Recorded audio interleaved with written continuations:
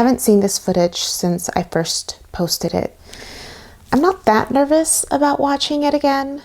I do remember getting re-triggered when I watched it during post-production, but I haven't seen it since. So yeah, let's check it out.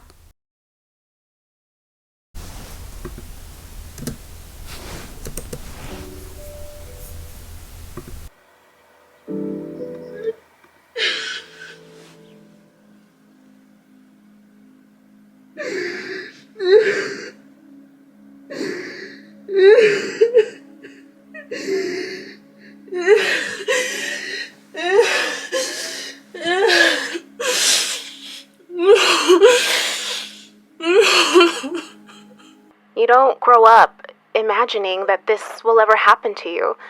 Childhood is supposed to be filled with laughter, running, making friends, being loud and free. But for me, childhood was different. I was a silent child. I didn't make friends easy and spent most of my time alone, sitting on the couch with a notepad, pen, or colored pencils in hand, or sometimes even reading books by myself. I hardly got into trouble. I was 5 years old when my 2 older cousins moved in with us. Overnight, I went from being the eldest child to the one in the middle. My brother was a year younger, and my sister had just been born. I don't remember how it started. I have glimpses of vague memories, some more detailed than others. But my childhood was busy. There was a lot going on in my environment. I remember people coming in and out, spending the night and then leaving. The doors were always open to friends, family friends, strangers who became friends, anyone that needed a place to stay, anyone in the middle of a move or transition, because in the culture of my family, we helped each other out. We would give up our beds for family members to sleep on if they came over. There was always room for one more. According to RAIN.org, grooming is, quote, a common tool to those who sexually abuse kids, which includes manipulative behaviors that the abuser uses to gain access to a potential victim, coerce them to agree to the abuse, and reduce the risk of being caught. I don't remember much. What I do remember is that I felt like a fly on the wall, watching people do life, and me just taking it all in. The pattern is as follows. Number 1. Victim selection. Abusers often observe possible victims and select them based on ease of access to them or their perceived vulnerability. I remember one moment when he asked my brother and I which one of us wanted to spend time with him. We both eagerly raised our hands, and supposedly he was going to pick one of us to have special time with him. I do remember noticing a pattern over time. That special time was only when he wanted it. Number 2. Gaining access and isolating the victim. Abusers will attempt to physically or emotionally separate a victim from those protecting them and often seek out positions in which they have contact with minors. Special time was when he would hold my hand, walk me past the busy living room, dining room, and kitchen, and we'd enter the restroom. Number 3. Trust development and keeping secrets. Abusers attempt to gain trust of potential victims through gifts, attention, sharing secrets, and other means to make them feel that they have a caring relationship and to train them to keep the relationship a secret. I don't remember him telling me not to tell anyone. I just remember knowing I shouldn't. And to be honest, I didn't want to tell anyone. I liked special time. I was able to get one-on-one attention in the busyness of that house. I remember feeling special for the first time. Why would I want to give that up? Number 4. Desensitization to touch and discussion of sexual topics. Abusers will often start to touch a victim in ways that appear harmless and later escalate to increasingly more sexual contact. He was gentle with me. I don't remember seeing much because he had me face the wall as he touched me from behind. I think it continued to some degree until I was around 9 or 10 years old, maybe. I remember the older I got, I no longer wanted to have special time because the awareness that this wasn't okay was finally settling in.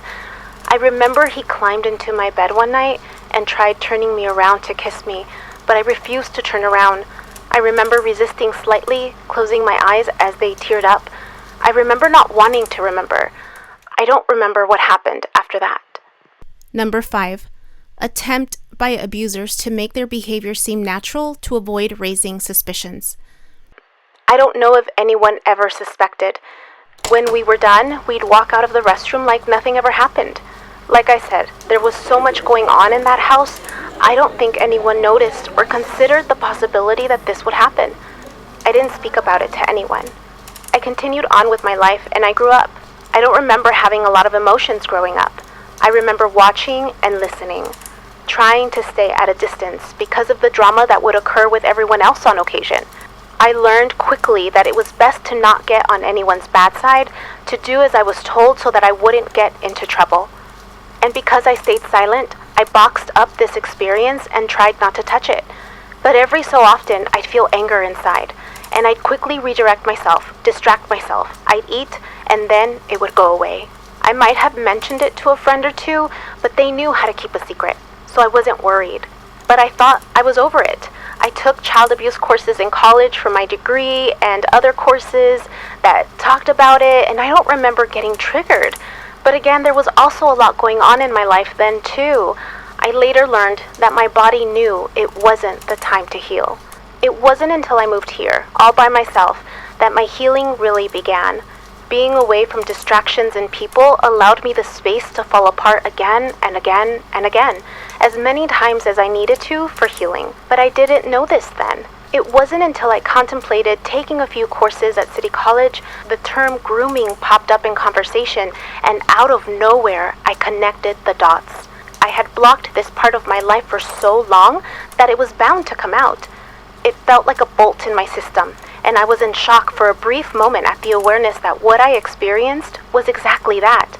Because I was so young when it happened and never really took it out to view it from any other perspective, I didn't have the language to unpack it or process it. That's when the nightmares began. And I knew it would. Hearing the information, there was just this internal knowing that it was time to heal. It's clear that my experience was not clear-cut as described on the RAIN website, but just enough that it still follows the patterns highlighted. And it makes sense why it's slightly different. Life is on a spectrum.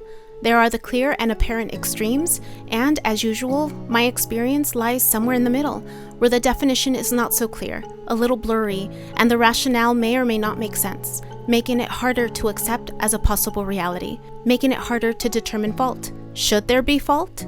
I don't know why this happened. It's possible that my cousin was probably angry that he had to leave his parents, his friends, his community, move in with 3 kids under the age of 5, not have his own bedroom, have to sleep with 4 other people in the same room, and then have to sleep in the living room on the floor because of limited space, and then have to learn how to survive in a new country, learn a new language during one of the most difficult times of our lives, adolescence. And it's possible that he wanted to release any frustration that he had, and I just happened to be the easy target. But I could totally be wrong too. Maybe there's a completely different answer as to why this happened, and really, I don't need to know why. That's his lesson to unpack. I've done what I've needed to do to get myself through this. And now I can share with you a few things I've learned through this process to help you if this applies to you. Tip number 1, know your coping strategies. When you know how to bring yourself back from reliving the experience in the present moment, you will get better at navigating what I call the recovery period. Knowing which coping strategies work best for you and intentionally using them for the purpose they serve will help you experience relief faster.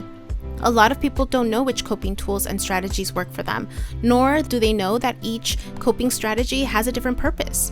And so if you don't know this, you may accidentally use a technique that won't do the job. Get to know yourself and what coping strategies work best for you. Tip number 2, learn how to decode your nightmares or dreams about the events if they show up for you.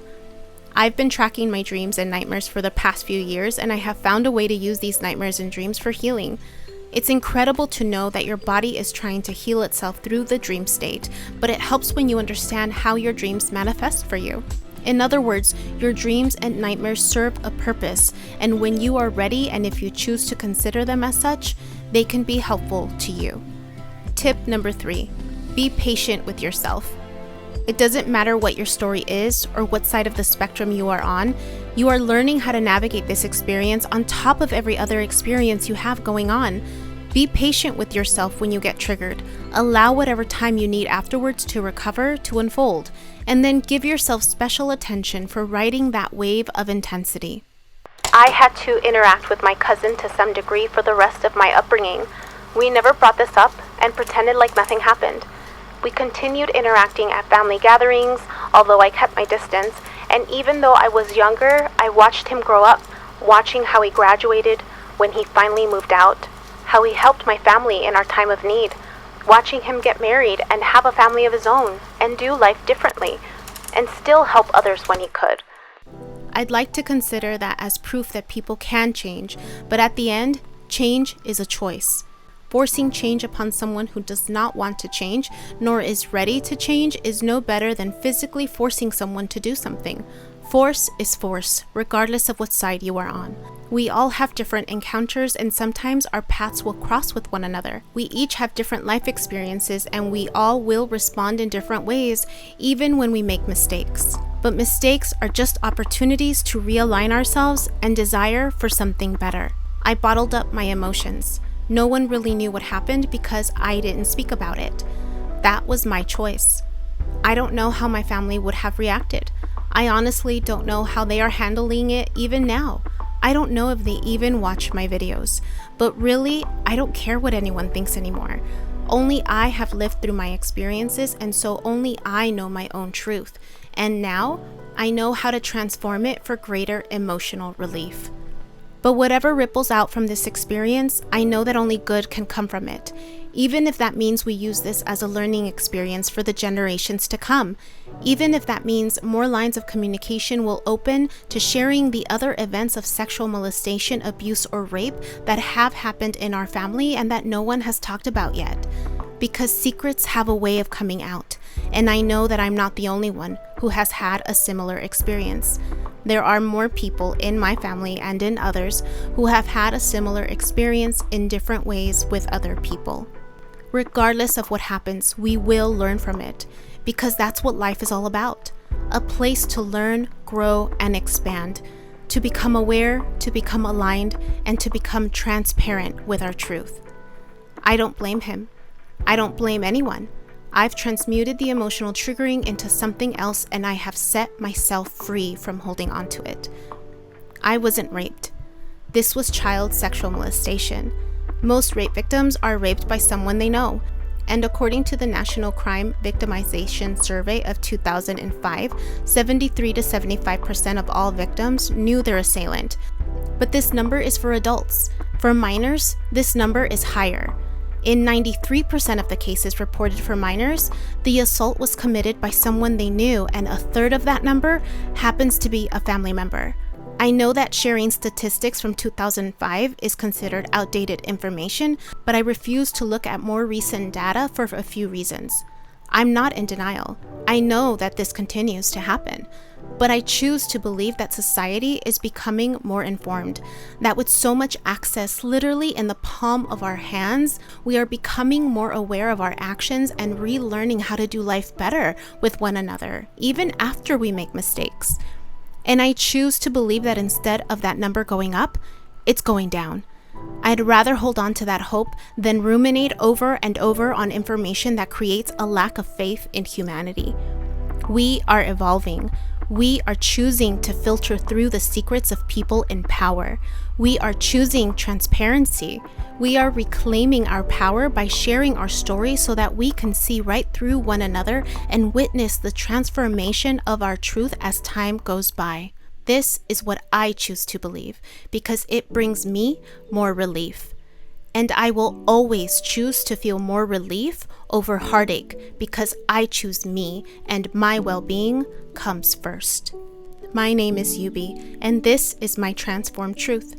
Thank you for watching You Becoming Healed, where I model and teach you how to own and transform your truth for healing. For those of you interested, I've created an extended video to dive in deeper into ways to help you heal. The link to that is in the description box below. Until next time.